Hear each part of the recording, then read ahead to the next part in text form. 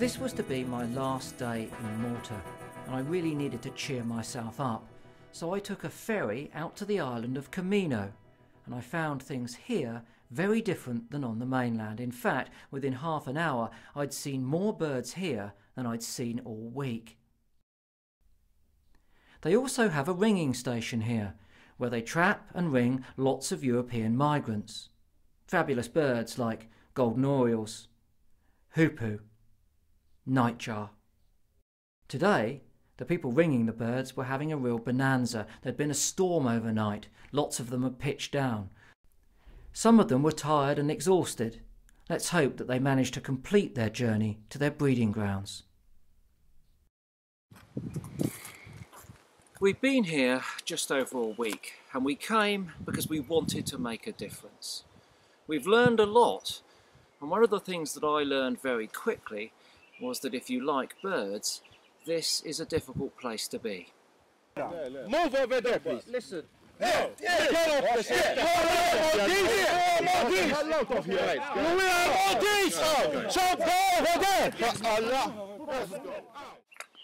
Frankly, I despair at the Maltese government's attitude to this issue.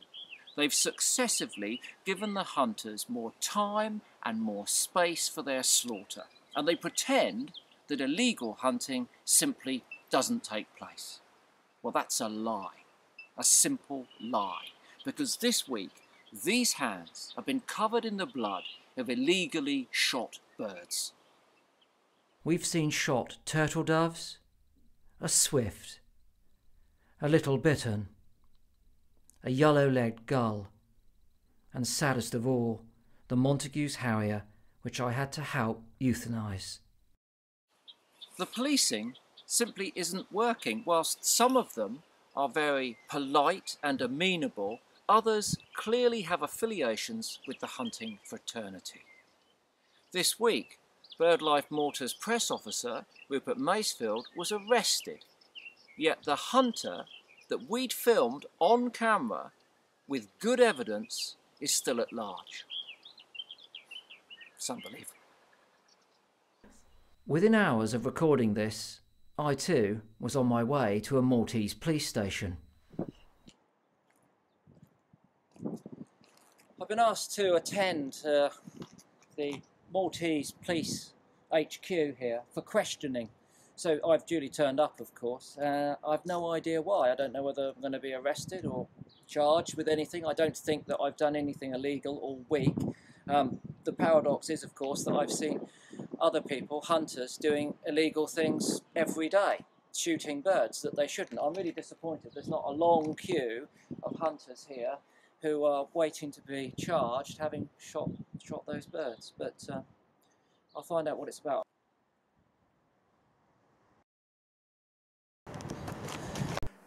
4 3/4 hours, I think. I was taken in voluntarily. I went voluntarily. I was searched and I had my phone taken away, and I then was interviewed by 2 police officers, Inspector Vella and Maria Tonna, and they initially were going to arrest me so that I would have to make a statement under caution. They reconsidered and offered me the opportunity to make a voluntary statement. I spoke to Mr. Raganese on the telephone, and he advised me that I could make a voluntary statement and there was no need to sign it. So that's what I've been doing subsequent to that. And the reason why I was called in was because the FKNK, the hunting lobby here, have raised a complaint through their lawyers, which means that the police are obliged to investigate it, accusing me of defamation of their members and also transgressions of data protection. So the police were advised that they had to look into that. They asked me lots of questions about a great many things, and do you know what, strangely, I've come out a bit more positive than I went in, because I got the impression that the officers that I was speaking to knew in their post. Well, I can tell you they were a bit upset that in some ways we'd misrepresented the police. And I think that this is because they're new and they want to make a good job, and they were hoping that the police would be better reflected in our films. And I also think, maybe naively or optimistically, and maybe I'm tired again, that this might be an opportunity to start working with them more closely in the future so that we could get more successful prosecutions of illegal hunting. Got to try and take something positive out of this. And I just need some poodles, that's what I need. 2 poodles, tomorrow morning, 2 poodles. In Malta, it's not just illegal hunters shooting birds that the police have to contend with. There's also a huge illegal trapping situation too. We received a call from the Committee Against Bird Slaughter about just such a case. Axel, nice to meet you. Nice to meet you, Chris. Yeah. But not good news, you found a mistnet with dead birds.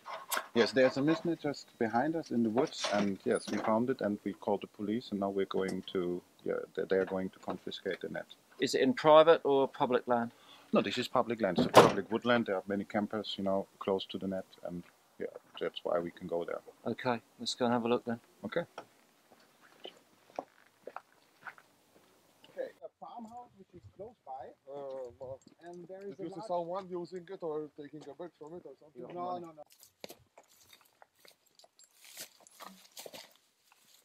We need 5-10 minutes.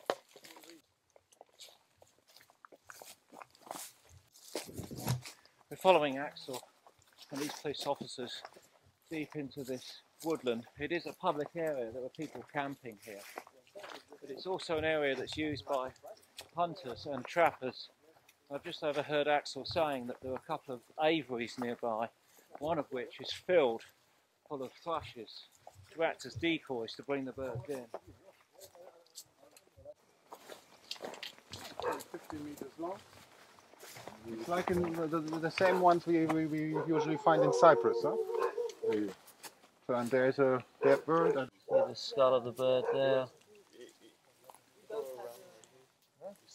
Looks like a robin. So this is a trap which obviously stands up to lift this mist net up, and a mist net, if you don't know, is a very fine net which birds can't see as they're moving through trees and vegetation like this. They're used by ringers to catch birds, legally of course, to put rings on so we can learn about their migratory habits, but here it's being used to trap birds. It's not just shooting here, trapping is still widespread all over Malta. Can I ask you guys, what will happen now that you've confiscated the net? What will be the next course of action? You need to make a police report and you can make some inspections. Back here? Back here, of course, yes. Yeah. Maybe we catch someone trying to make another net, maybe. Yeah. Since I've been here, it's fair to say that I've felt frustrated, depressed, sad and angry. But I've also been tremendously inspired. I've been inspired by some of the people that I've met. People like Joe Sultana. He's been campaigning here since 1962. He's lived in fear of his life, under police protection. And most remarkably of all, he has a balcony from which he has a phenomenal view. A view where sometimes he sees beautiful birds being shot, but he's not giving up. Joe Sultana is determined to win, and he's not the only one. Ray Vella has been shot himself twice. He's had his farm burned down. They cut down all the trees on his nature reserve, and yet this man is still going strong. Reedy Kovacs has perhaps the most miserable job of all. She has to euthanize hundreds of shot birds every year, and yet she carries on. Annalise Falson has had to cancel walks or walk between the guns in the national park where she works. Kathleen Momer, she educates and enthuses the youth of tomorrow's Malta. What could be more important?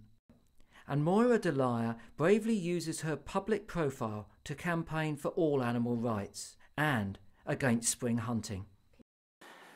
I've got nothing but profound admiration for these people. They're fighting in an arena of extreme adversity and they're not giving up. They're determined to win, and that's amazing. A lot of people that have been looking at our blogs are understandably very upset, very angry at what's going on here. And I know through Twitter, many have suggested that the answer to this problem is to boycott Malta, to not come here as a tourist. Well, that's not what we're saying at all. We're saying please come to Malta, because you won't hurt the hunters by staying away. You'll hurt the vast majority of warm, friendly, hospitable Maltese people, the people that we want on our side. So the best thing to do is to come, express the way you feel about the spring hunting issue, to try and get them to change their mind. Basically, to come here and be an ambassador for these birds. It's time to say thanks. Firstly, to all the staff at BirdLife Malta for all of their advice, their help and their support. And especially to Nimrod Mifsud, who's been with us every single day, working really, really hard. But most of all, Luke, Jez, Ruth and myself would like to thank you. Everyone who's watched the blogs, and particularly those people who have done something, written to their members of the European Parliament or made a donation to BirdLife Malta. Thank you. It's been brilliant, absolutely brilliant. What a great way to end our time here in Malta with a live bird rather than an injured or a dead one, and a beautiful one at that, and one which could be on its way back to the UK, this nightjar. Simply stunning. If we want more live birds to be flying off of Malta in our springtime, we've got to do something about it, and you can make a difference. Go to the website chrispackham.co.uk. Take the opportunity to write to your MEP and ask them why the European Commission are doing nothing about the slaughter of birds on Malta. And if you can afford it, please donate to BirdLife Malta. It will make a difference, maybe for the birds in your backyard. Right, come on. I'm just going to put this bird down here.